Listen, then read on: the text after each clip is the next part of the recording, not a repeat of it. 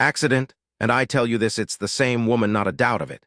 Captain Haydock looked into the eager, vehement face of his friend and sighed. He wished Evans would not be so positive and so jubilant. In the course of a career spent at sea, the old sea captain had learned to leave things that did not concern him well alone.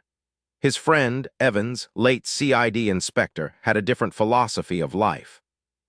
Acting on information received had been his motto in early days, and he had improved upon it to the extent of finding out his own information.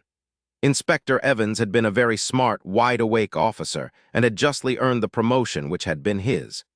Even now, when he had retired from the force and had settled down in the country cottage of his dreams, his professional instinct was still active. "Don't often forget a face," he reiterated complacently. "Mrs. Anthony, yes, it's Mrs. Anthony right enough. When you said Mrs. Marowdine, I knew her at once." Captain Haydock stirred uneasily. The Marowdines were his nearest neighbors, barring Evans himself, and this identifying of Mrs. Marowdine with a former heroine of a cause célèbre distressed him. "It's a long time ago," he said rather weakly. 9 years, said Evans, accurately as ever. 9 years and 3 months. You remember the case? In a vague sort of way. "Anthony turned out to be an arsenic eater," said Evans, "so they acquitted her." "Well, why shouldn't they? No reason in the world, only verdict they could give on the evidence, absolutely correct." "Then that's all right," said Haydock, "and I don't see what we're bothering about."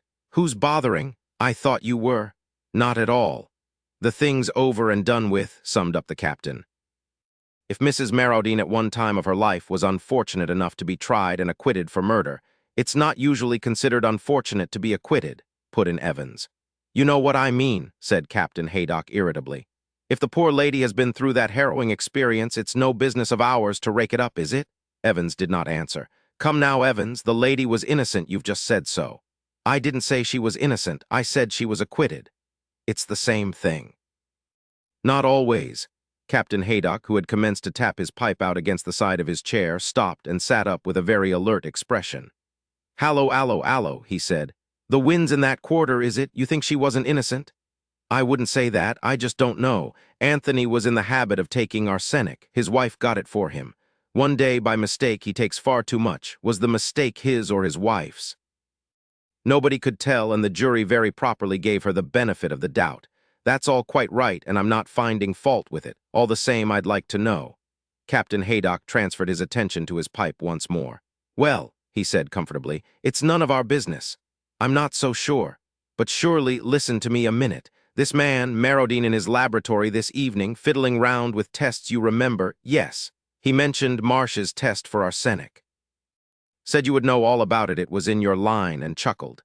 He wouldn't have said that if he'd thought for one moment." Evans interrupted him. "You mean he wouldn't have said that if he knew? They've been married how long? 6 years, you told me? I bet you anything he has no idea his wife is the once notorious Mrs. Anthony." "And he will certainly not know it from me," said Captain Haydock stiffly. Evans paid no attention but went on.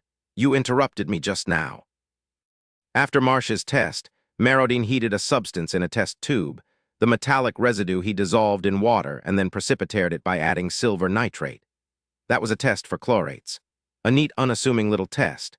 But I chanced to read these words in a book that stood open on the table. H2SO4 decomposes chlorates with evolution of Cl4O2 if heated, violent explosions occur. The mixture ought therefore to be kept cool and only very small quantities used." Haydock stared at his friend. "Well, what about it?" "Just this. In my profession, we've got tests, 2 tests for murder. There's adding up the facts, weighing them, dissecting the residue when you've allowed for prejudice and the general inaccuracy of witnesses. But there's another test of murder, one that is fairly accurate but rather dangerous. A murderer is seldom content with one crime. Give him time and a lack of suspicion, and he'll commit another. You catch a man, has he murdered his wife, or hasn't he?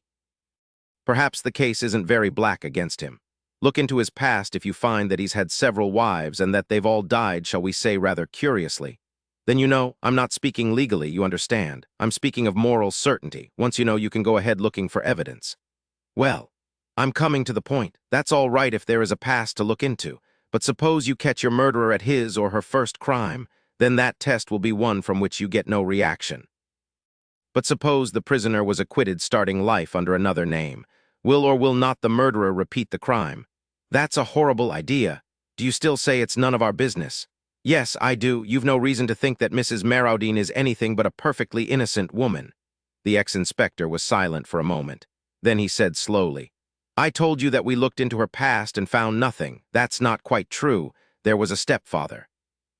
As a girl of 18, she had a fancy for some young man, and her stepfather exerted his authority to keep them apart. She and her stepfather went for a walk along a rather dangerous part of the cliff. There was an accident. The stepfather went too near the edge. It gave way, and he went over and was killed. You don't think it was an accident? Accident. Anthony's overdose of arsenic was an accident. She'd never have been tried if it hadn't transpired that there was another man he sheared off, by the way. Looked as though he weren't satisfied even if the jury were. I tell you, Haydock, where that woman is concerned, I'm afraid of another accident. The old captain shrugged his shoulders. It's been 9 years since that affair. Why should there be another accident, as you call it now? I didn't say now. I said some day or other if the necessary motive arose. Captain Haydock shrugged his shoulders. Well, I don't know how you're going to guard against that. Neither do I, said Evans ruefully.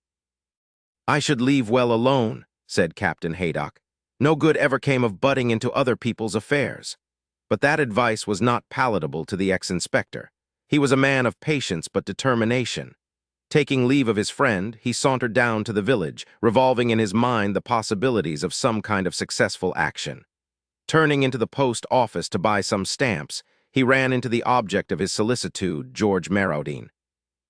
The ex-chemistry professor was a small, dreamy-looking man, gentle and kindly in manner, and usually completely absent-minded. He recognized the other and greeted him amicably, stooping to recover the letters that the impact had caused him to drop on the ground. Evans stooped also, and more rapid in his movements than the other, secured them first, handing them back to their owner with an apology. He glanced down at them in doing so, and the address on the topmost suddenly awakened all his suspicions anew. It bore the name of a well-known insurance firm. Instantly his mind was made up. The guileless George Marowdine hardly realized how it came about that he and the ex-inspector were strolling down the village together, and still less could he have said how it came about that the conversation should come round to the subject of life insurance. Evans had no difficulty in attaining his object. Marowdine of his own accord volunteered the information that he had just insured his life for his wife's benefit and asked Evans's opinion of the company in question. I made some rather unwise investments, he explained. As a result, my income has diminished. If anything were to happen to me, my wife would be left very badly off. This insurance will put things right. She didn't object to the idea? Inquired Evans casually. Some ladies do, you know, feel it's unlucky, that sort of thing. Oh, Margaret is very practical, said Marowdine, smiling. Not at all superstitious. In fact, I believe it was her idea originally. She didn't like my being so worried. Evans had got the information he wanted. He left the other shortly afterwards, and his lips were set in a grim line. The late Mr. Anthony had insured his life in his wife's favor a few weeks before his death. Accustomed to rely on his instincts, he was perfectly sure in his own mind. But how to act was another matter. He wanted not to arrest a criminal red-handed, but to prevent a crime being committed, and that was a very different and a very much more difficult thing. All day he was very thoughtful. There was a Primrose League fair that afternoon held in the grounds of the local squire, and he went to it, indulging in the penny dip, guessing the weight of a pig, and shying at coconuts, all with the same look of abstracted concentration on his face. He even indulged in half a crown's worth of Zara, the crystal gazer, smiling a little to himself as he did so, remembering his own activities against fortune-tellers in his official days. He did not pay very much heed to her sing-song, droning voice till the end of a sentence held his attention. And you will very shortly indeed be engaged on a matter of life or death to one person. Eh, what's that? He asked abruptly. A decision. You have a decision to make. You must be very careful, very, very careful. If you were to make a mistake, the smallest mistake. Yes, the fortune-teller shivered. Inspector Evans knew it was all nonsense, but he was nevertheless impressed. I warn you, you must not make a mistake. If you do, I see the result clearly, a death. Odd, damned odd, a death. Fancy her lighting upon that. If I make a mistake, a death will result. Is that it? Yes. In that case, said Evans, rising to his feet and handing over half a crown, I mustn't make a mistake, eh? He spoke lightly enough, but as he went out of the tent, his jaw set determinedly. Easy to say, not so easy to be sure of doing. He mustn't make a slip. A life, a valuable human life depended on it, and there was no one to help him. He looked across at the figure of his friend Haydock in the distance. No help there. "Leave things alone," was Haydock's motto, and that wouldn't do here. Haydock was talking to a woman. She moved away from him and came towards Evans, and the inspector recognized her. It was Mrs. Marrowdean. On an impulse, he put himself deliberately in her path. Mrs. Marrowdean was rather a fine-looking woman.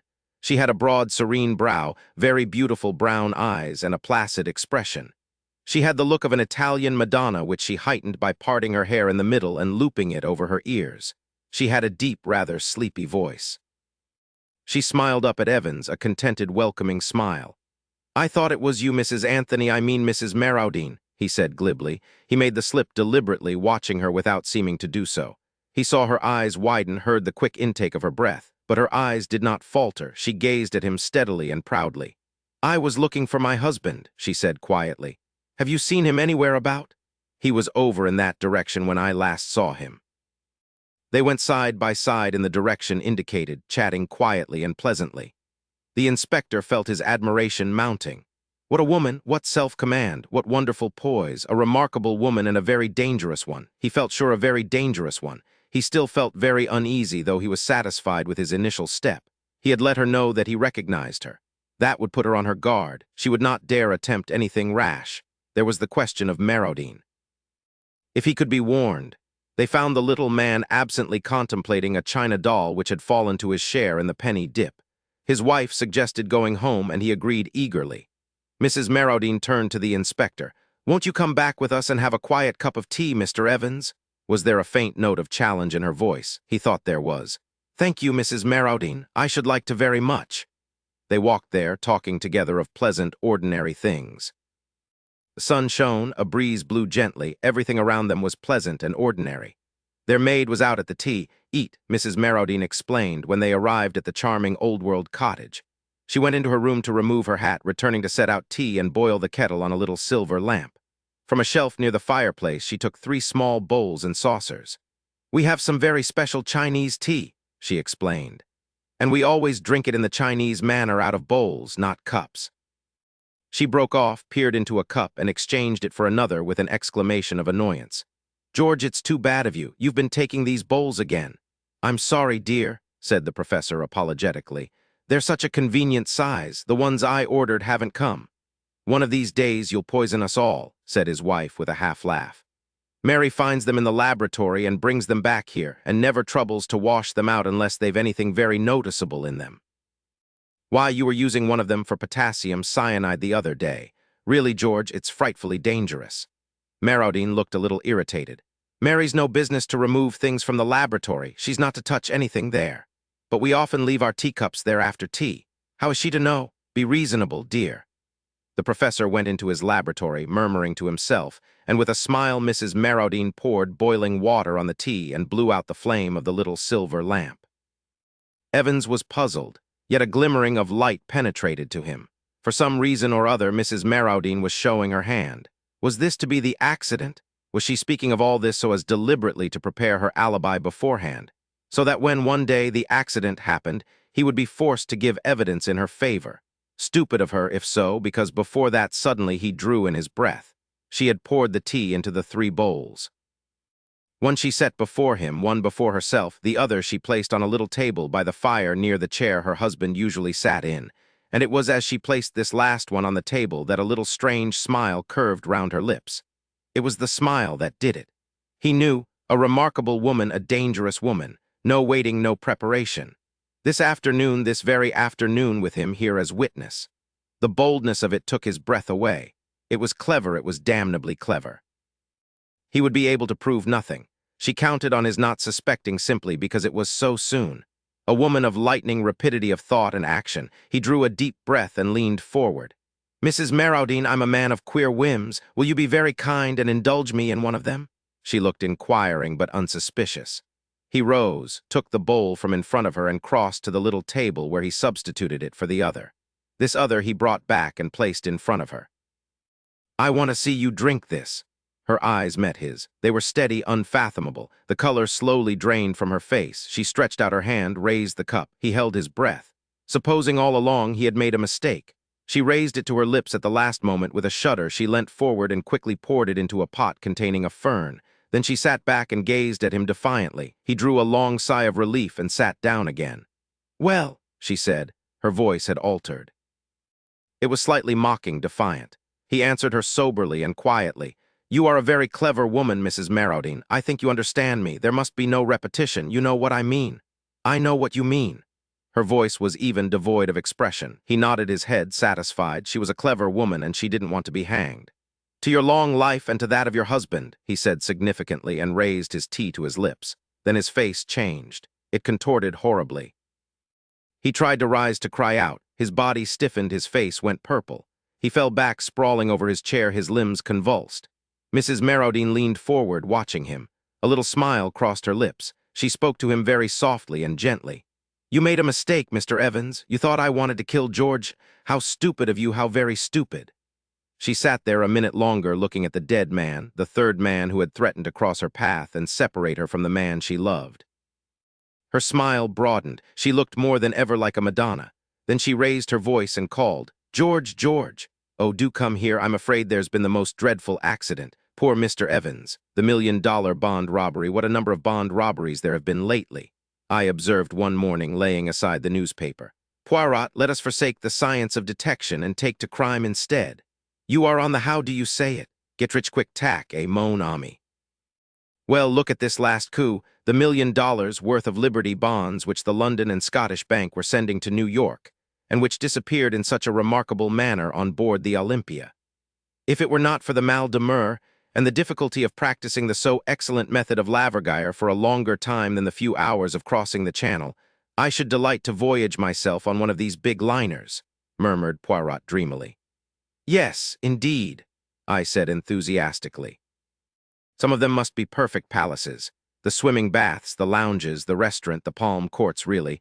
It must be hard to believe that one is on the sea." "Me, I always know when I am on the sea," said Poirot sadly. "And all those bagatelles that you enumerate, they say nothing to me. But my friend, consider for a moment the geniuses that travel as it were incognito. On board these floating palaces, as you so justly call them, one would meet the elite, the haute noblesse of the criminal world." I laughed. "So that's the way your enthusiasm runs? You would have liked to cross swords with the man who sneaked the Liberty bonds." The landlady interrupted us. "A young lady as wants to see you, Mr. Poirot. Here's her card." The card bore the inscription, Miss Esme Farquhar, and Poirot, after diving under the table to retrieve a stray crumb and putting it carefully in the waste-paper basket, nodded to the landlady to admit her. In another minute, one of the most charming girls I have ever seen was ushered into the room. She was perhaps about 25, with big brown eyes and a perfect figure. She was well-dressed and perfectly composed in manner. "Sit down, I beg of you, mademoiselle. This is my friend, Captain Hastings, who aids me in my little problems." "I am afraid it is a big problem I have brought you today, Monsieur Poirot," said the girl, giving me a pleasant bow as she seated herself. "I dare say you have read about it in the papers. I am referring to the theft of Liberty bonds on the Olympia." Some astonishment must have shown itself on Poirot's face, for she continued quickly, "You are doubtless asking yourself what I have to do with a grave institution like the London and Scottish Bank. In one sense nothing, in another sense everything. You see, Monsieur Poirot, I am engaged to Mr. Philip Ridgway." "Aha!" "And Mr. Philip Ridgway was in charge of the bonds when they were stolen. Of course, no actual blame can attach to him. It was not his fault in any way. Nevertheless, he is half distraught over the matter, and his uncle, I know, insists that he must carelessly have mentioned having them in his possession. It is a terrible setback in his career." "Who is his uncle?" "Mr. Vavasour, joint renewal manager of the London and Scottish Bank." "Suppose, Miss Farquhar, that you recount to me the whole story?" "Very well. As you know, the bank wished to extend their credits in America, and for this purpose decided to send over $1 million in Liberty bonds. Mr. Vavasour selected his nephew, who had occupied a position of trust in the bank for many years, and who was conversant with all the details of the bank's dealings in New York, to make the trip. The Olympia sailed from Liverpool on the 23rd, and the bonds were handed over to Philip on the morning of that day by Mr. Vavasour and Mr. Shaw, the two joint general managers of the London and Scottish Bank. They were counted, enclosed in a package, and sealed in his presence, and he then locked the package at once in his portmanteau. A portmanteau with an ordinary lock. No, Mr. Shaw insisted on a special lock being fitted to it by Hubbs's. Philip, as I say, placed the package at the bottom of the trunk. It was stolen just a few hours before reaching New York. A rigorous search of the whole ship was made, but without result. The bonds seemed literally to have vanished into thin air. Poirot made a grimace. But they did not vanish absolutely, since I gather that they were sold in small parcels within half an hour of the docking of the Olympia. Well, undoubtedly the next thing is for me to see Mr. Ridgway. I was about to suggest that you should lunch with me at the Cheshire Cheese. Philip will be there. He is meeting me, but does not yet know that I have been consulting you on his behalf. We agreed to this suggestion readily enough and drove there in a taxi. Mr. Philip Ridgway was there before us and looked somewhat surprised to see his fiancée arriving with two complete strangers. He was a nice-looking young fellow, tall and spruce, with a touch of graying hair at the temples, though he could not have been much over 30. Miss Farquhar went up to him and laid her hand on his arm. "You must forgive me acting without consulting you, Philip," she said. "Let me introduce you to Monsieur Hercule Poirot, of whom you must often have heard, and his friend, Captain Hastings." Ridgway looked very astonished. "Of course I have heard of you, Monsieur Poirot," he said as he shook hands. "But I had no idea that Esme was thinking of consulting you about our trouble." "I was afraid you would not let me do it, Philip," said Miss Farquhar meekly. "So you took care to be on the safe side," he observed with a smile. "I hope Monsieur Poirot will be able to throw some light on this extraordinary puzzle, for I confess frankly that I am nearly out of my mind with worry and anxiety about it." Indeed, his face looked drawn and haggard and showed only too clearly the strain under which he was laboring. "Well, well," said Poirot, "let us lunch, and over lunch we will put our heads together and see what can be done. I want to hear Mr. Ridgway's story from his own lips." Whilst we devoured the excellent steak and kidney pudding of the establishment, Philip Ridgway narrated the circumstances leading to the disappearance of the bonds. His story agreed with that of Miss Farquhar in every particular. When he had finished, Poirot took up the thread with a question. "What exactly led you to discover that the bonds had been stolen, Mr. Ridgway?" He laughed rather bitterly. "The thing stared me in the face, Monsieur Poirot. I couldn't have missed it. My cabin trunk was half out from under the bunk and all scratched and cut about where they'd tried to force the lock. But I understood that it had been opened with a key." "That's so." "They tried to force it but couldn't, and in the end they must have got it unlocked somehow or other." "Curious," said Poirot, his eyes beginning to flicker with the green light I knew so well. "Very curious. They waste much time trying to prise it open, and then, sapristi, they find that they have the key all the time, for each of Hubbs's locks are unique. That's just why they couldn't have had the key. It never left me day or night." "You are sure of that?" "I can swear to it, and besides, if they had had the key or a duplicate, why should they waste time trying to force an obviously unforceable lock?" "Ah, there is exactly the question we are asking ourselves. I venture to prophesy that the solution, if we ever find it, will hinge on that curious fact. I beg of you not to assault me if I ask you one more question.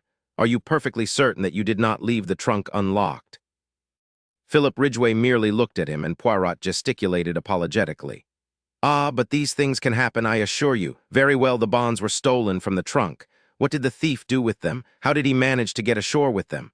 "Ah," cried Ridgway, "that's just it. How? Word was passed to the customs authorities, and every soul that left the ship was gone over with a tooth comb. And the bonds, I gather, made a bulky package." "Certainly they did." "They could hardly have been hidden on board, and anyway we know they weren't, because they were offered for sale within half an hour of the Olympia's arrival, long before I got the cables going and the numbers sent out. One broker swears he bought some of them even before the Olympia got in. But you can't send bonds by wireless." "Not by wireless, but did any tug come alongside?" "Only the official ones, and that was after the alarm was given, when everyone was on the lookout. I was watching out myself for their being passed over to someone that way. My God, Monsieur Poirot, this thing will drive me mad. People are beginning to say I stole them myself." "But you also were searched on landing, weren't you?" asked Poirot gently. The young man stared at him in a puzzled manner. "You do not catch my meaning, I see," said Poirot, smiling enigmatically. "Now I should like to make a few inquiries at the bank." Ridgway produced a card and scribbled a few words on it. "Send this in, and my uncle will see you at once." Poirot thanked him, bade farewell to Miss Farquhar, and together we started out for Threadneedle Street and the head office of the London and Scottish Bank. On production of Ridgway's card, we were led through the labyrinth of counters and desks, skirting paying-in clerks and paying-out clerks, and up to a small office on the first floor where the joint general managers received us. They were two grave gentlemen who had grown gray in the service of the bank. Mr. Vavasor had a short white beard. Mr. Shaw was clean-shaven. "I understand you are strictly a private inquiry agent," said Mr. Vavasor. "Quite so, quite so. We have, of course, placed ourselves in the hands of Scotland Yard. Inspector McNeil has charge of the case, a very able officer, I believe." "I am sure of it," said Poirot politely. "You will permit a few questions on your nephew's behalf about this lock who ordered it from Hubbs's." "I ordered it myself," said Mr. Shaw. "I would not trust to any clerk in the matter.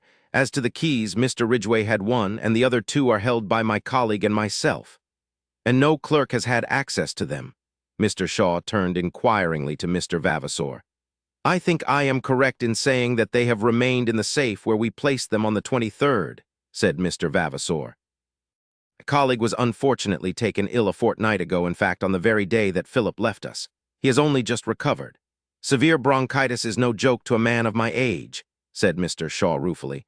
"But I'm afraid Mr. Vavasor has suffered from the hard work entailed by my absence, especially with this unexpected worry coming on top of everything." Poirot asked a few more questions. I judged that he was endeavoring to gauge the exact amount of intimacy between uncle and nephew. Mr. Vavasor's answers were brief and punctilious. His nephew was a trusted official of the bank and had no debts or money difficulties that he knew of. He had been entrusted with similar missions in the past. Finally, we were politely bowed out. "I am disappointed," said Poirot as we emerged into the street. "You hope to discover more. They are such stodgy old men. It is not their stodginess which disappoints me, mon ami. I do not expect to find in a bank manager a keen financier with an eagle glance, as your favorite works of fiction put it. No, I am disappointed in the case. It is too easy." "Easy? Yes, do you not find it almost childishly simple? You know who stole the bonds. But then we must, do not confuse and fluster yourself. Hastings, we are not going to do anything at present." "But why? What are you waiting for?" "For the Olympia. She is due on her return trip from New York on Tuesday." "But if you know who stole the bonds, why wait? He may escape. To a South Sea island where there is no extradition. No, mon ami, he would find life very uncongenial there. As to why I wait to the intelligence of Hercule Poirot, the case is perfectly clear. But for the benefit of others, not so greatly gifted by the good God, the Inspector McNeil. For instance, it would be as well to make a few inquiries to establish the facts. One must have consideration for those less gifted than oneself. Good Lord, Poirot, do you know I'd give a considerable sum of money to see you make a thorough ass of yourself just for once. You're so confoundedly conceited. Do not enrage yourself, Hastings. In verity, I observe that there are times when you almost detest me. Alas, I suffer the penalties of greatness." The little man puffed out his chest and sighed so comically that I was forced to laugh. Tuesday saw us speeding to Liverpool in a first-class carriage of the L and NWR. Poirot had obstinately refused to enlighten me as to his suspicions or certainties. He contented himself with expressing surprise that I, too, was not equally au fait with the situation. I disdained to argue and entrenched my curiosity behind a rampart of pretended indifference. Once arrived at the quay alongside which lay the big transatlantic liner, Poirot became brisk and alert. Our proceedings consisted in interviewing 4 successive stewards and inquiring after a friend of Poirot's who had crossed to New York on the 23rd. An elderly gentleman, wearing glasses, a great invalid, hardly moved out of his cabin. The description appeared to tally with one Mr. Ventnor who had occupied the cabin C-24, which was next to that of Philip Ridgway. Although unable to see how Poirot had deduced Mr. Ventnor's existence and personal appearance, I was keenly excited. "Tell me," I cried, "was this gentleman one of the first to land when you got to New York?" The steward shook his head. "No, indeed, sir, he was one of the last off the boat." I retired crestfallen and observed Poirot grinning at me.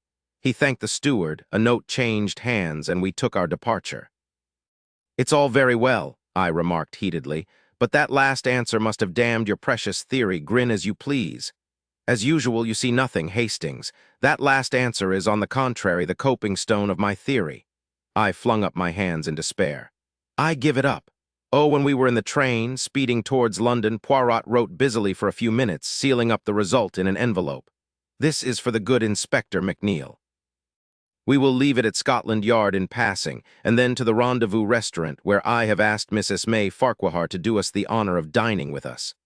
What about Ridgway? What about him? Asked Poirot with a twinkle. Why, you surely don't think you can't. The habit of incoherence is growing upon you, Hastings. As a matter of fact, I did think.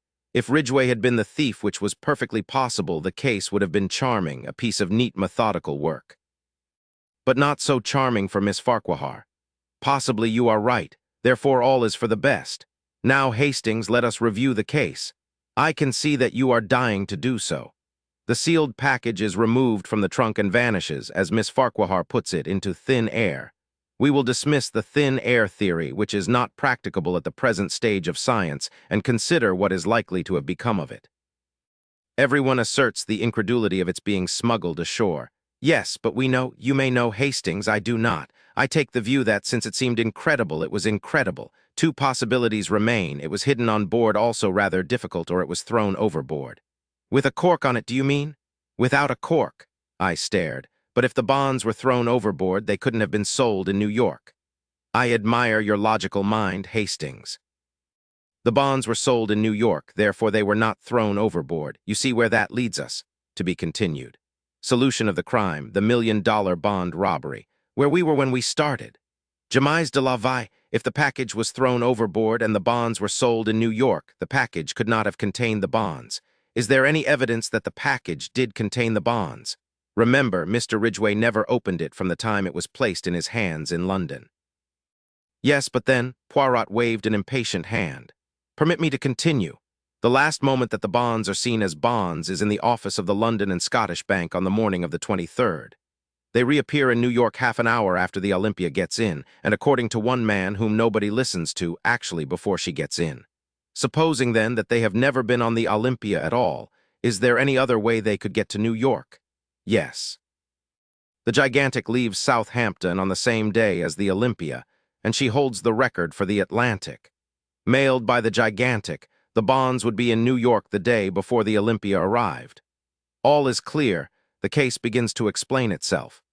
The sealed packet is only a dummy, and the moment of its substitution must be in the office in the bank. It would be an easy matter for any of the three men present to have prepared a duplicate package which could be substituted for the genuine one.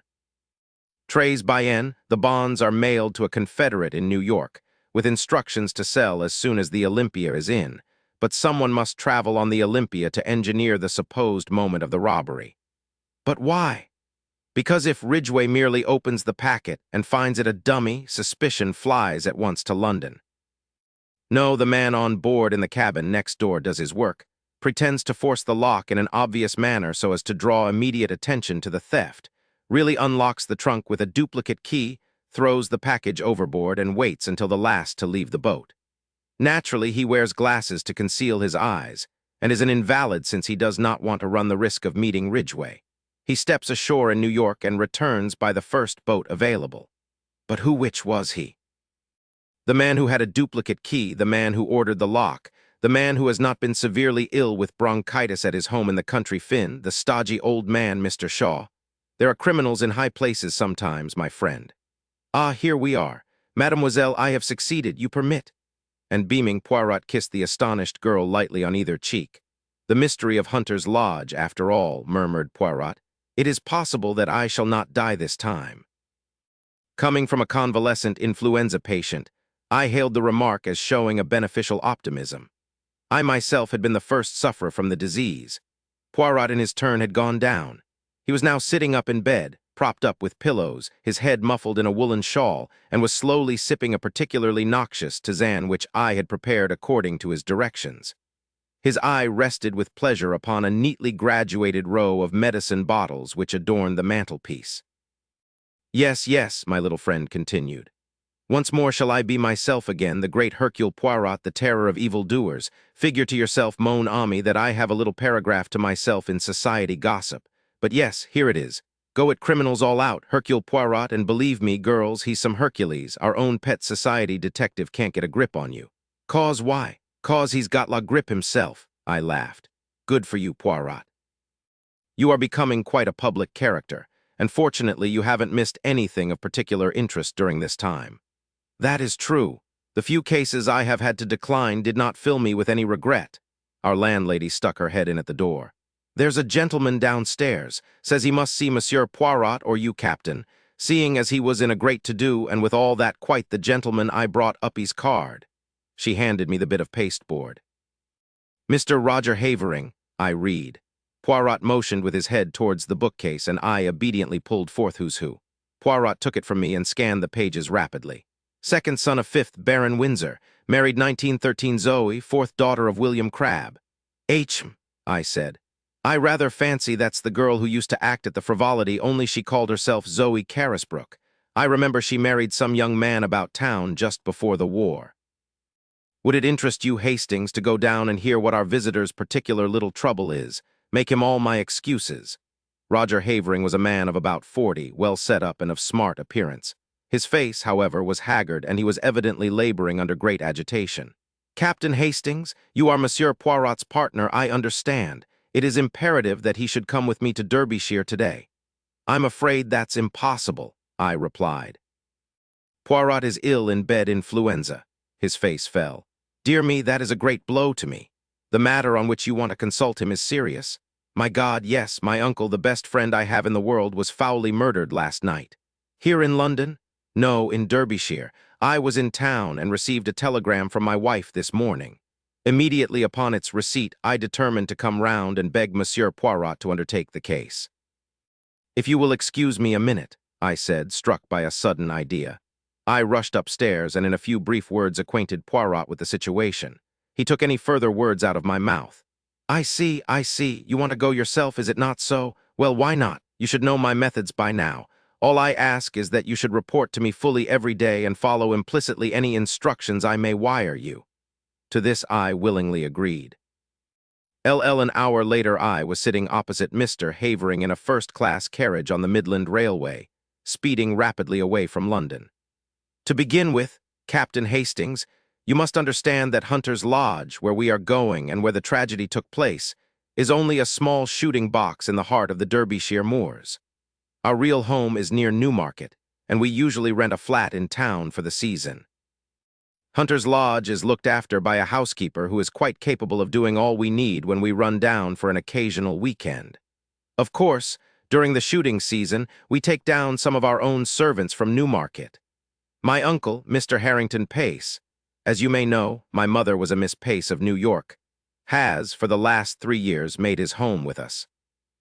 He never got on well with my father or my elder brother, and I suspect that my being somewhat of a prodigal son myself rather increased than diminished his affection towards me.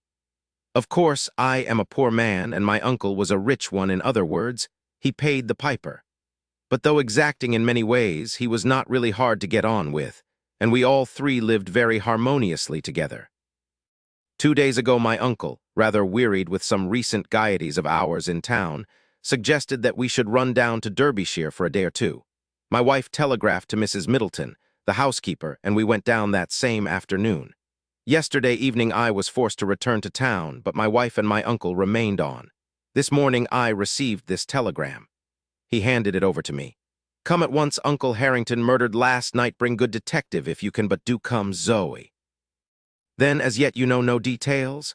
No, I suppose it will be in the evening papers. Without doubt the police are in charge. It was about 3 o'clock when we arrived at T-Fi little station of Elmer's Dale. From there a 5-mile drive brought us to a small gray stone building in the midst of the rugged moors. A lonely place, I observed with a shiver. Havering nodded. I shall try to get rid of it. I could never live here again. We unlatched the gate and were walking up the narrow path to the oak door when a familiar figure emerged and came to meet us. Jap! I ejaculated. The Scotland Yard inspector grinned at me in a friendly fashion before addressing my companion. Mr. Havering, I think? I've been sent down from London to take charge of this case, and I'd like a word with you, if I may, sir. My wife. I've seen your good lady, sir, and the housekeeper. I won't keep you a moment, but I'm anxious to get back to the village now that I've seen all there is to see here. I know nothing as yet as to what exactly, said Jap soothingly. But there are just 1 or 2 little points I'd like your opinion about all the same. Captain Hastings here, he knows me, and he'll go on up to the house and tell them you're coming. What have you done with the little man, by the way, Captain Hastings? He's ill in bed with influenza. Is he now? I'm sorry to hear that. Rather the case of the cart without the horse, you're being here without him, isn't it? And on his rather ill-timed jest, I went on to the house. I rang the bell as Jap had closed the door behind him. After some moments it was opened to me by a middle-aged woman in black. "Mr. Havering will be here in a moment," I explained. "He has been detained by the inspector. I have come down with him from London to look into the case. Perhaps you can tell me briefly what occurred last night." "Come inside, sir." She closed the door behind me, and we stood in the dimly lighted hall. "It was after dinner last night, sir, that the man came. He asked to see Mr. Pace, sir, and seeing that he spoke the same way, I thought it was an American gentleman friend of Mr. Pace's, and I showed him into the gun room, and then went to tell Mr. Pace. He wouldn't give any name, which, of course, was a bit odd, now I come to think of it. I told Mr. Pace, and he seemed puzzled-like, but he said to the mistress, 'Excuse me, Zoe, while I just see what this fellow wants.' He went off to the gun room, and I went back to the kitchen, but after a while I heard loud voices as if they were quarreling, and I came out into the hall. At the same time, the mistress, she comes out too, and just then there was a shot and then a dreadful silence. We both ran to the gun-room door, but it was locked, and we had to go round to the window. It was open, and there inside was Mr. Pace, all shot and bleeding. What became of the man? He must have got away through the window, sir, before we got to it. And then Mrs. Havering sent me to fetch the police. 5 miles to walk it was. Hay came back with me, and the constable, he stayed all night, and this morning the police gentleman from London arrived. What was this man like who called to see Mr. Pace? The housekeeper reflected. He had a black beard, sir, and was about middle-aged, and had on a light overcoat. Beyond the fact that he spoke like an American, I didn't notice much about him. I see. Now I wonder if I can see Mrs. Havering. She's upstairs, sir. Shall I tell her? If you please, tell her that Mr. Havering is outside with Inspector Jap, and that the gentleman he has brought back with him from London is anxious to speak to her as soon as possible. Very good, sir. I was in a fever of impatience to get at all the facts. Jap had 2 or 3 hours start of me, and his anxiety to be gone made me keen to be close at his heels. Mrs. Havering did not keep me waiting long. In a few minutes I heard a light step descending the stairs, and looked up to see a very handsome young woman coming towards me. She wore a flame-colored jumper that set off the slender boyishness of her figure. On her dark head was a little hat of flame-colored leather. Even the present tragedy could not dim the vitality of her personality. I introduced myself, and she nodded in quick comprehension. "Of course, I have often heard of you and your colleague, Monsieur Poirot. You have done some wonderful things together, haven't you? It was very clever of my husband to get you so promptly. Now will you ask me questions? That is the easiest way, isn't it, of getting to know all you want to about this dreadful affair? Thank you, Mrs. Havering." Now what time was it that this man arrived? It must have been just before 9 o'clock. We had finished dinner and were sitting over our coffee and cigarettes. Your husband had already left for London? Yes, he went up by the 6.15. Did he go by car to the station, or did he walk? Our own car isn't down here. One came out from the garage in Elmersdale to fetch him in time for the train. Was Mr. Pace quite his usual self? Absolutely, most normal in every way. Now, can you describe this visitor at all? I'm afraid not. I didn't see him. Mrs. Middleton showed him straight into the gun room and then came to tell my uncle. What did your uncle say? He seemed rather annoyed, but went off at once. It was about 5 minutes later that I heard the sound of raised voices. I ran out into the hall and almost collided with Mrs. Middleton. Then we heard the shot. The gun-room door was locked on the inside, and we had to go right round the house to the window. Of course, that took some time, and the murderer had been able to get well away.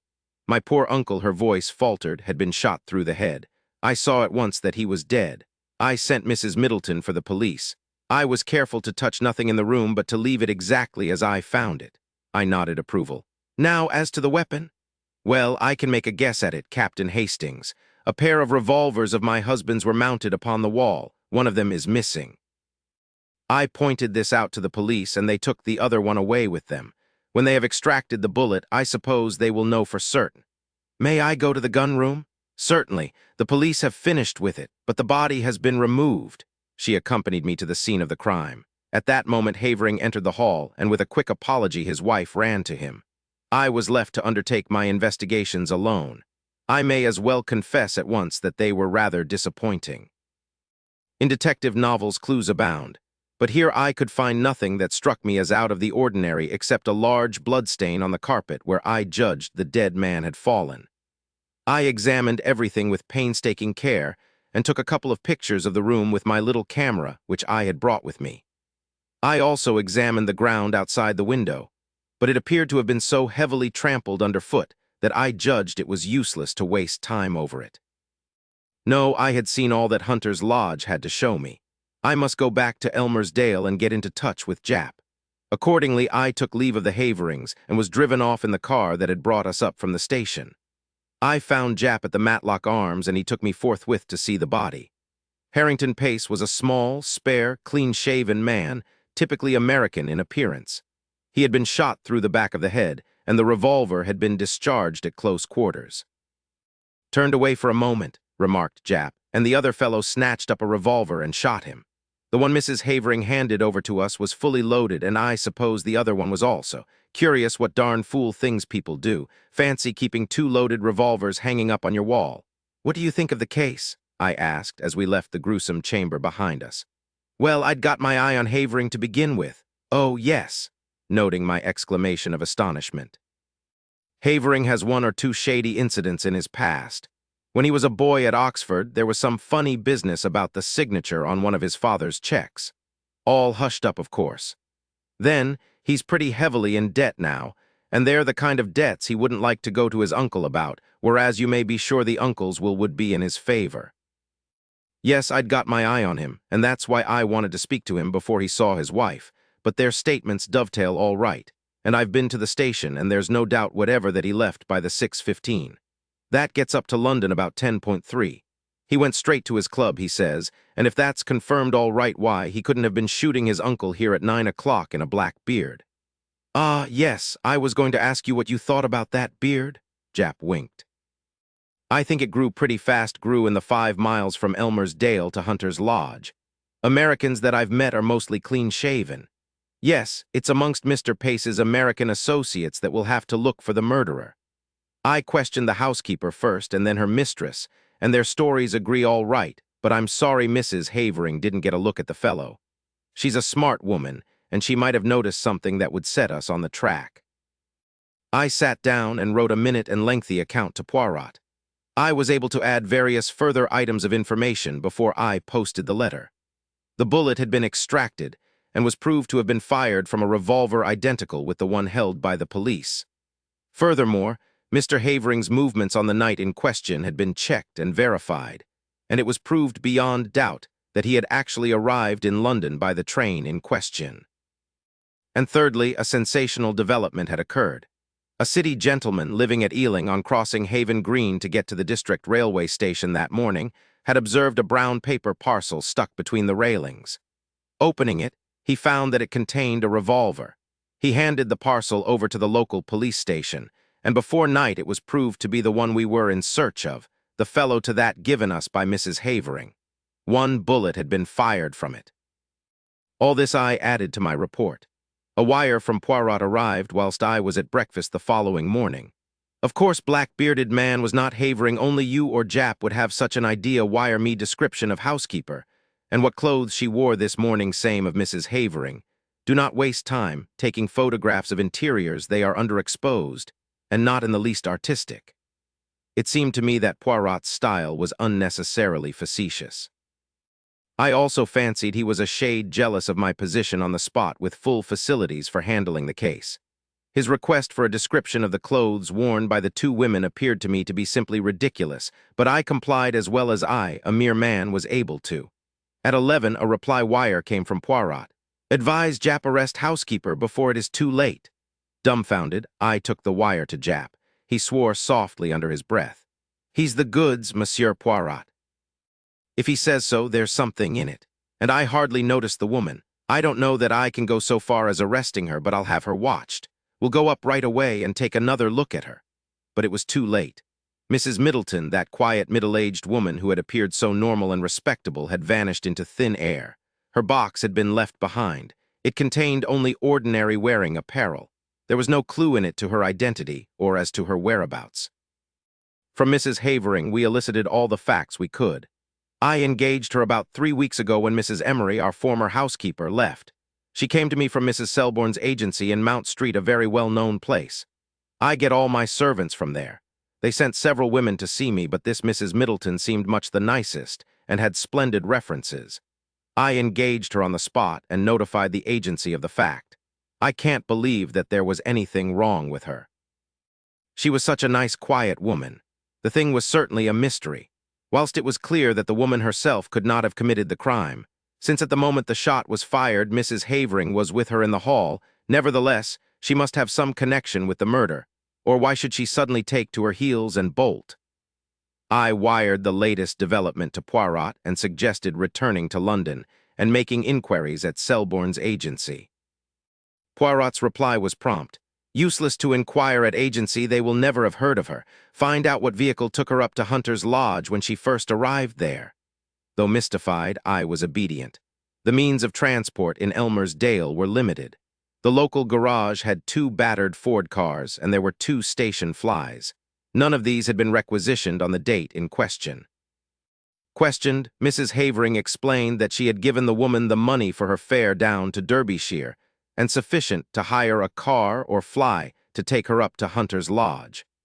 There was usually one of the Fords at the station on the chance of its being required. Taking into consideration the further fact that nobody at the station had noticed the arrival of a stranger, black-bearded or otherwise, on the fatal evening, everything seemed to point to the conclusion that the murderer had come to the spot in a car, which had been waiting near at hand to aid his escape, and that the same car had brought the mysterious housekeeper to her new post. I may mention that inquiries at the agency in London bore out Poirot's prognostication. No such woman as Mrs. Middleton had ever been on their books. They had received the Hun, Mrs. Havering's application for a housekeeper, and had sent her various applicants for the post. When she sent them the engagement fee, she omitted to mention which woman she had selected. Somewhat crestfallen, I returned to London. I found Poirot established in an armchair by the fire in a garish silk dressing gown. He greeted me with much affection. "Mon ami Hastings, but how glad I am to see you. Veritably I have for you a great affection, and you have enjoyed yourself. You have run to and fro with the good Jap. You have interrogated and investigated to your heart's content." "Poirot," I cried, "the thing's a dark mystery. It will never be solved. It is true that we are not likely to cover ourselves with glory over it. No, indeed, it's a hard nut to crack. Oh, as far as that goes, I am very good at cracking the nuts, a veritable squirrel. It is not that which embarrasses me. I know well enough who killed Mr. Harrington Pace. You know, how did you find out? Your illuminating answers to my wires supplied me with the truth. See here, Hastings, let us examine the facts methodically and in order. Mr. Harrington Pace is a man with a considerable fortune which at his death will doubtless pass to his nephew. Point number 1. His nephew is known to be desperately hard up. Point number 2, his nephew is also known to be, shall we say, a man of rather loose moral fiber. Point number 3, but Roger Havering is proved to have journeyed straight up to London. Précisément, and therefore, as Mr. Havering left Elmer's Dale at 6:15, and since Mr. Pace cannot have been killed before he left, or the doctor would have spotted the time of the crime as being given wrongly when he examined the body, we conclude quite rightly that Mr. Havering did not shoot his uncle. But there is a Mrs. Havering Hastings. Impossible. The housekeeper was with her when the shot was fired. Ah, yes, the housekeeper, but she has disappeared. She will be found. I think not. There is something peculiarly elusive about that housekeeper, don't you think so, Hastings? It struck me at once. She played her part, I suppose, and then got out in the nick of time. And what was her part? Well, presumably to admit her confederate, the black-bearded man. Oh, no, that was not her part. Her part was what you have just mentioned, to provide an alibi for Mrs. Havering at the moment the shot was fired. And no one will ever find her, mon ami, because she does not exist. There's no such person, as your so great Shakespeare says. It was Dickens, I murmured, unable to suppress a smile. But what do you mean, Poirot?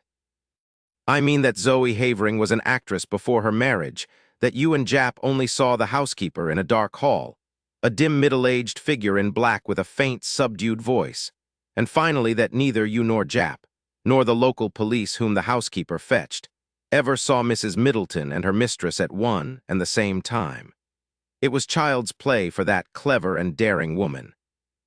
On the pretext of summoning her mistress, she runs upstairs, slips on a bright jumper and a hat with black curls attached which she jams down over the gray transformation.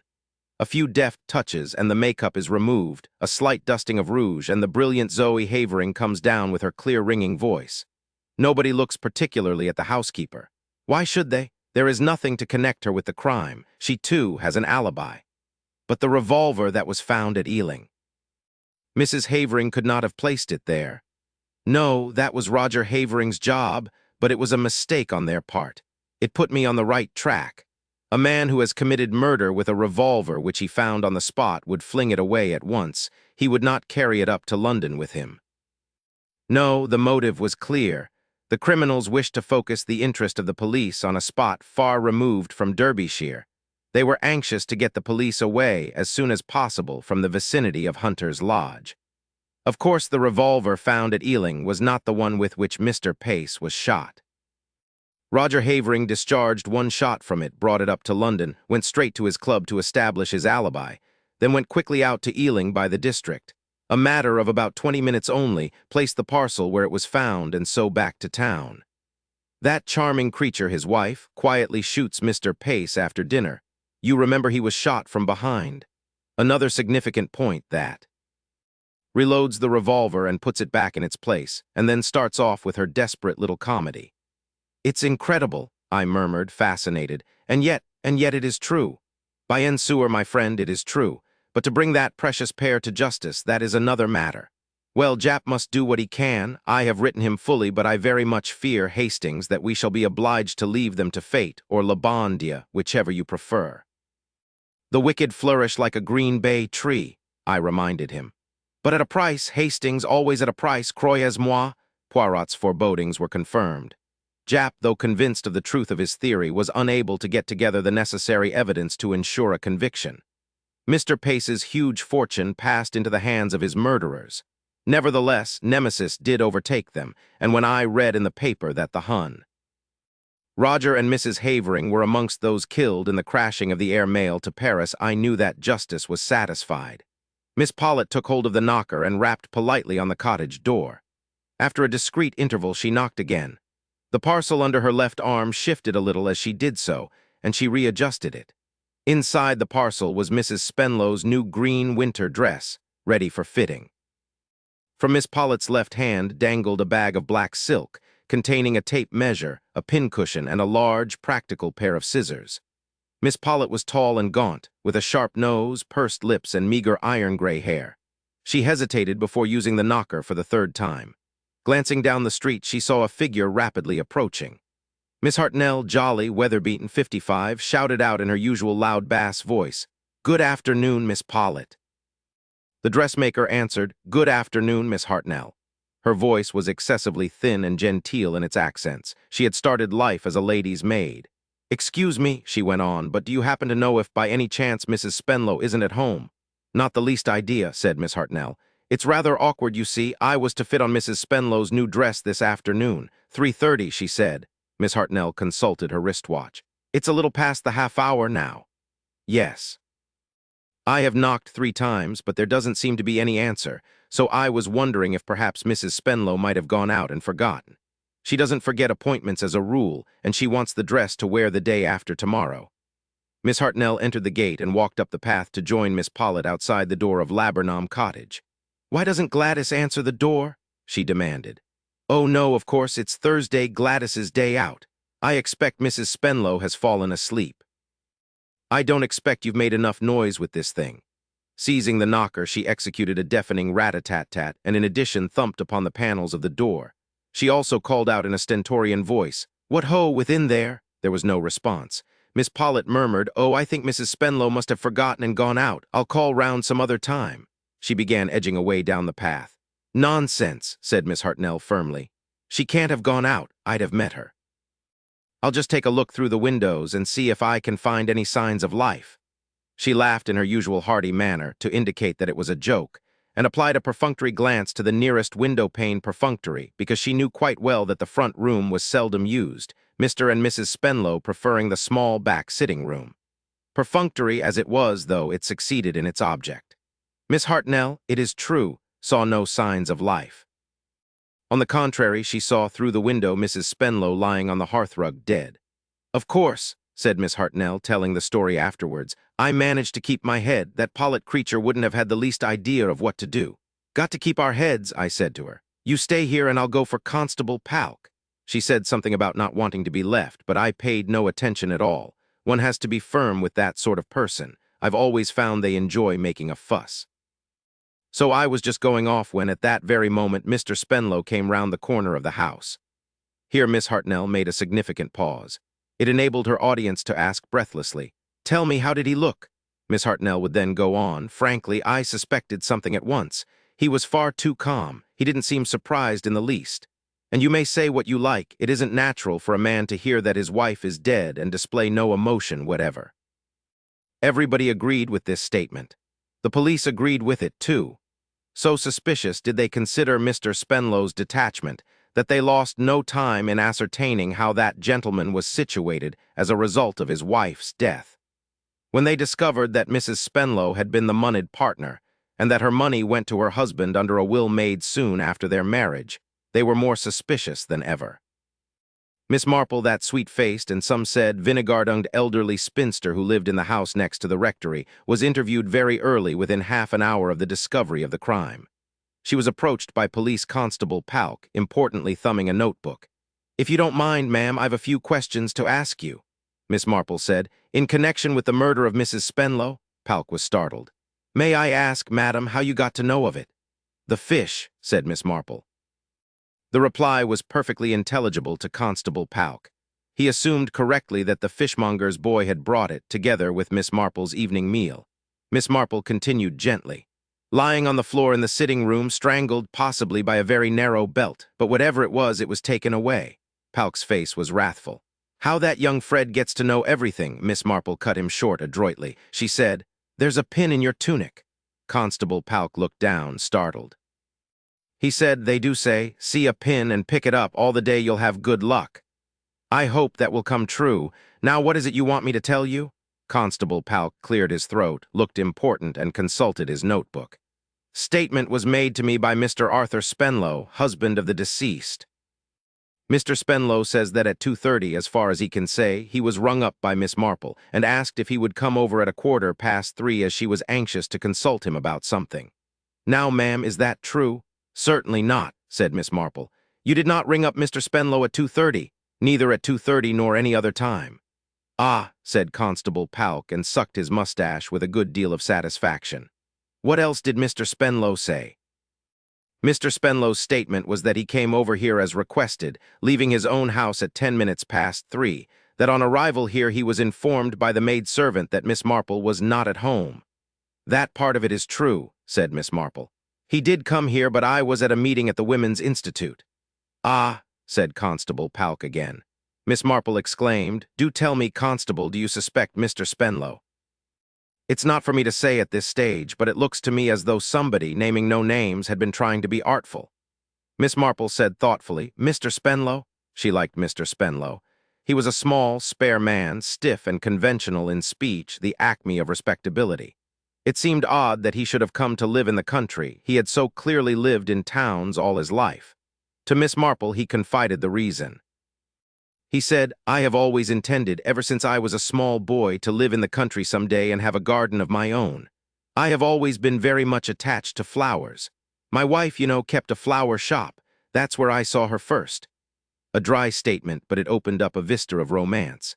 A younger, prettier Mrs. Spenlow, seen against a background of flowers. Mr. Spenlow, however, really knew nothing about flowers. He had no idea of seeds, of cuttings, of bedding out, of annuals or perennials. He had only a vision of a small cottage garden thickly planted with sweet-smelling, brightly colored blossoms. He had asked, almost pathetically, for instruction, and had noted down Miss Marple's replies to questions in a little book. He was a man of quiet method. It was perhaps because of this trait that the police were interested in him when his wife was found murdered. With patience and perseverance, they learned a good deal about the late Mrs. Spenlow, and soon all St. Mary Mead knew it, too. The late Mrs. Spenlow had begun life as a between-maid in a large house. She had left that position to marry the second gardener, and with him had started a flower shop in London. The shop had prospered. Not so the gardener, who before long had sickened and died. His widow carried on the shop and enlarged it in an ambitious way. She had continued to prosper. Then she had sold the business at a handsome price and embarked upon matrimony for the second time with Mr. Spenlow, a middle-aged jeweler who had inherited a small and struggling business. Not long afterwards, they had sold the business and come down to St. Mary Mead. Mrs. Spenlow was a well-to-do woman. The profits from her florist's establishment she had invested under spirit guidance, as she explained to all and sundry.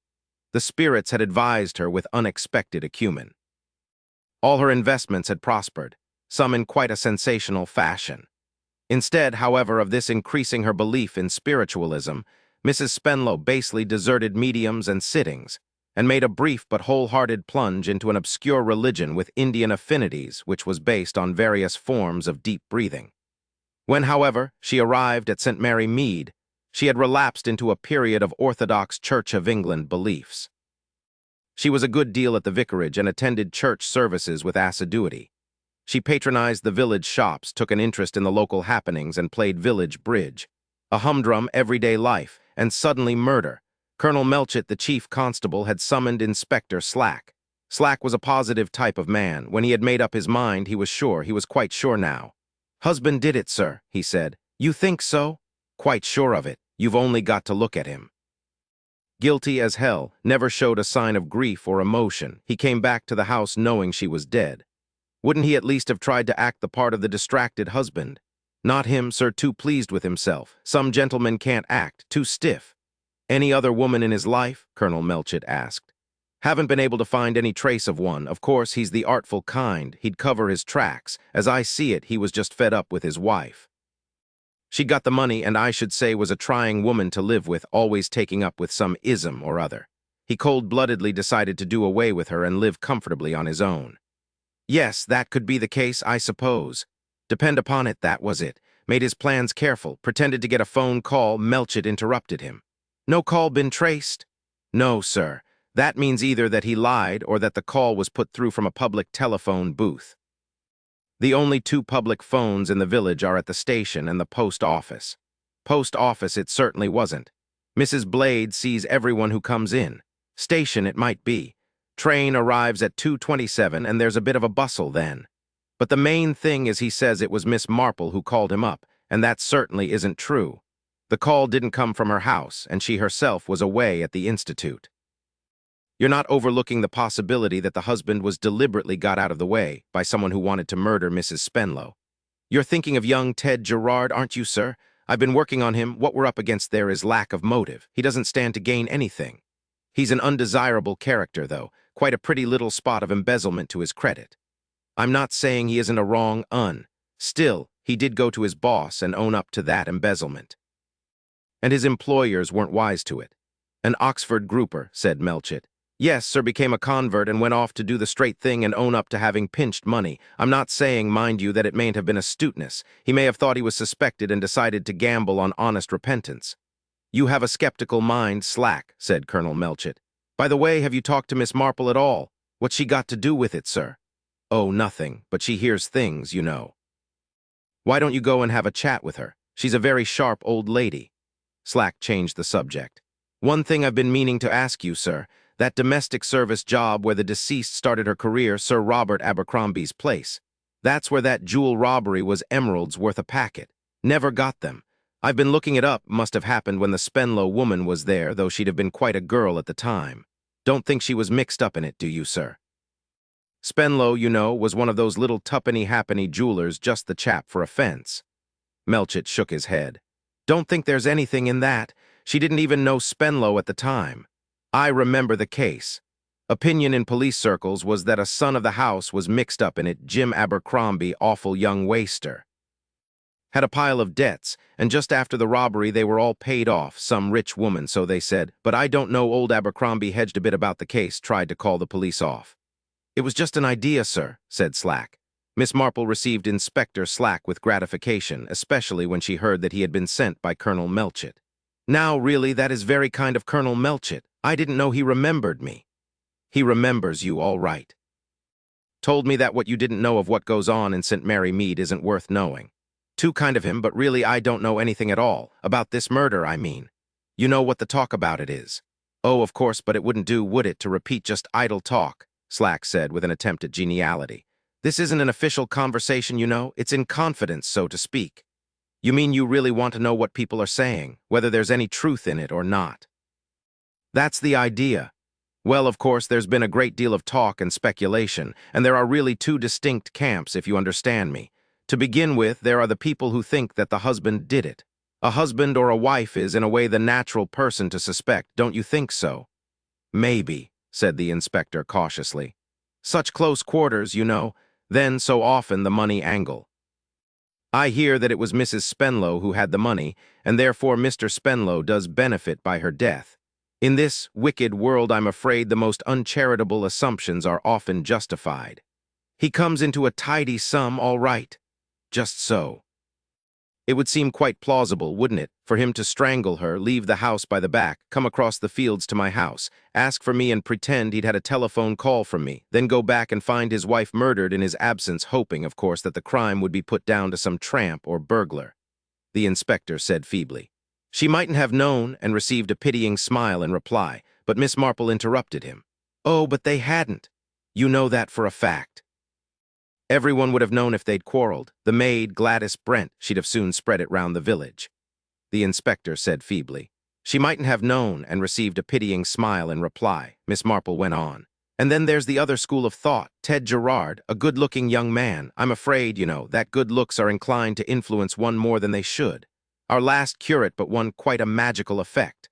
All the girls came to church evening service as well as morning. And many older women became unusually active in parish work, and the slippers and scarfs that were made for him, quite embarrassing for the poor young man.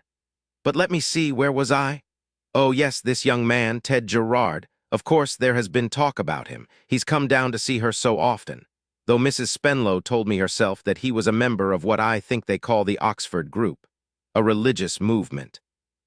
They are quite sincere and very earnest, I believe, and Mrs. Spenlow was impressed by it all. Miss Marple took a breath and went on. And I'm sure there was no reason to believe that there was anything more in it than that, but you know what people are.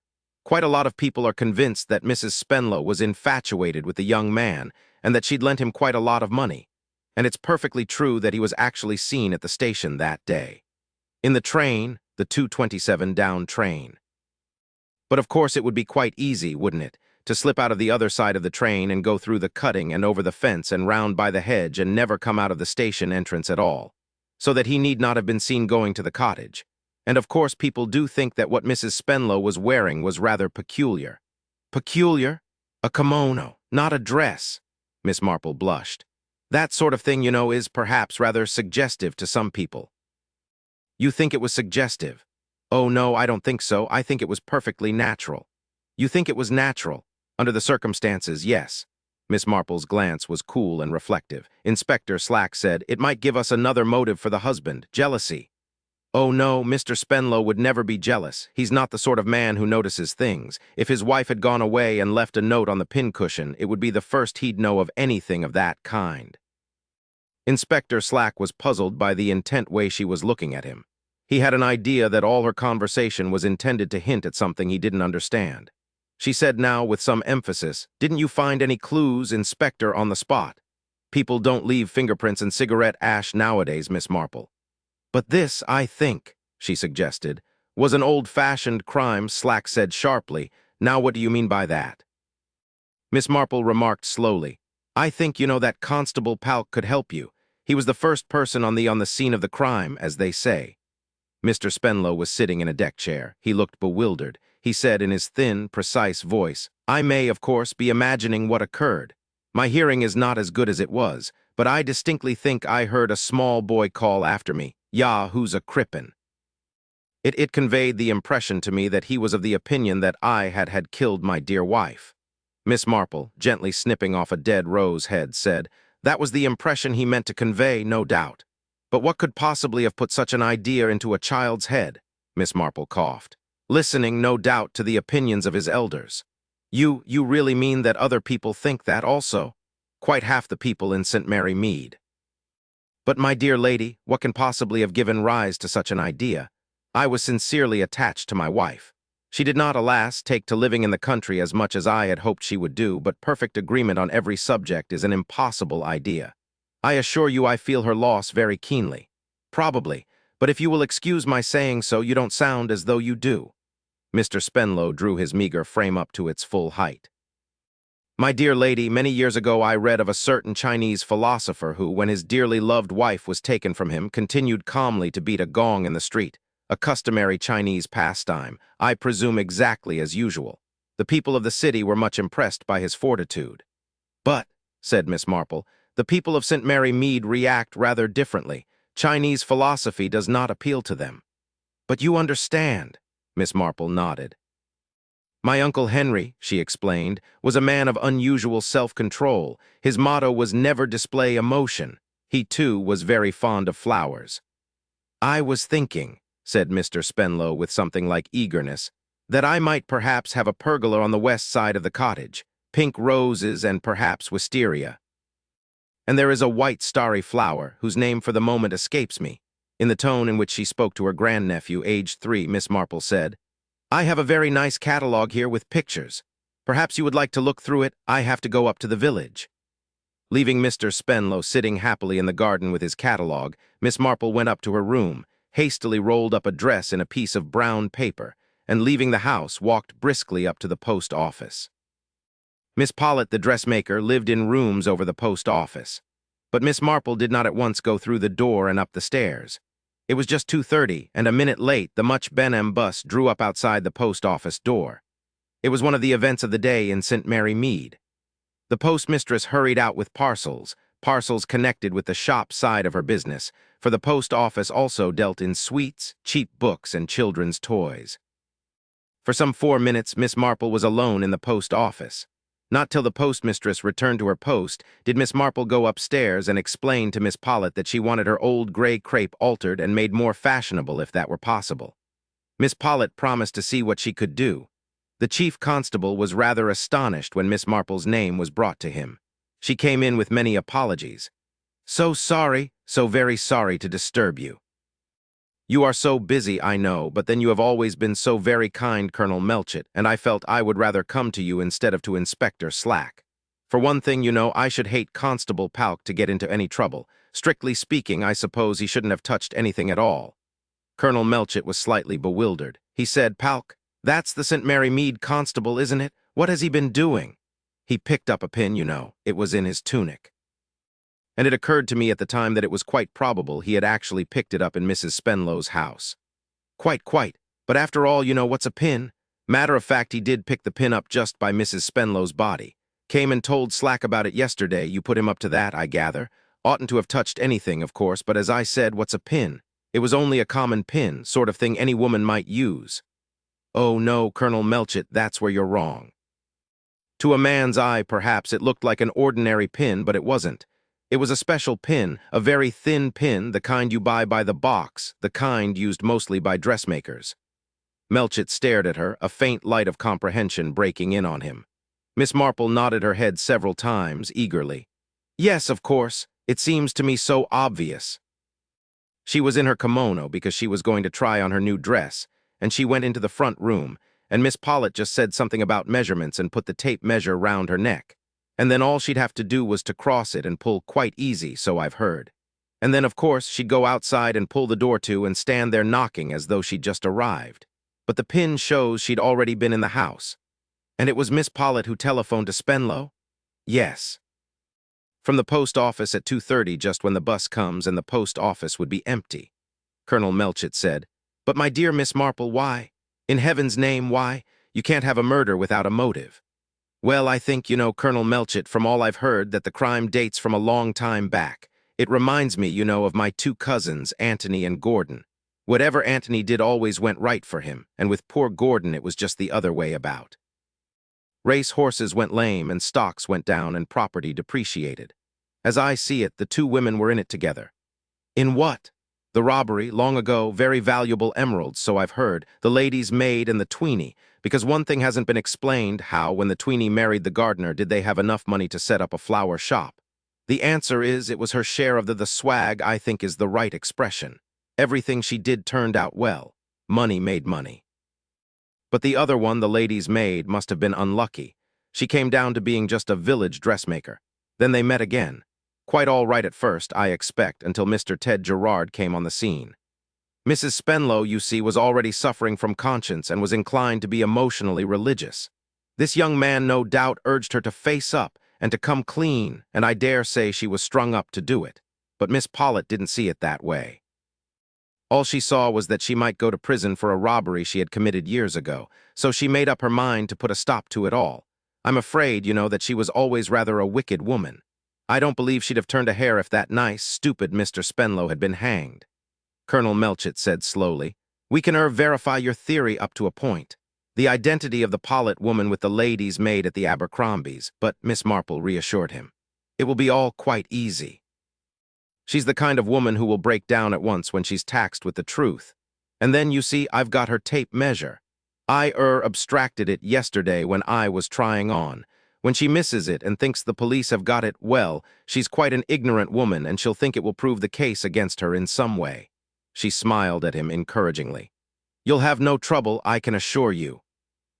It was the tone in which his favorite aunt had once assured him that he could not fail to pass his entrance examination into Sandhurst. And he had passed.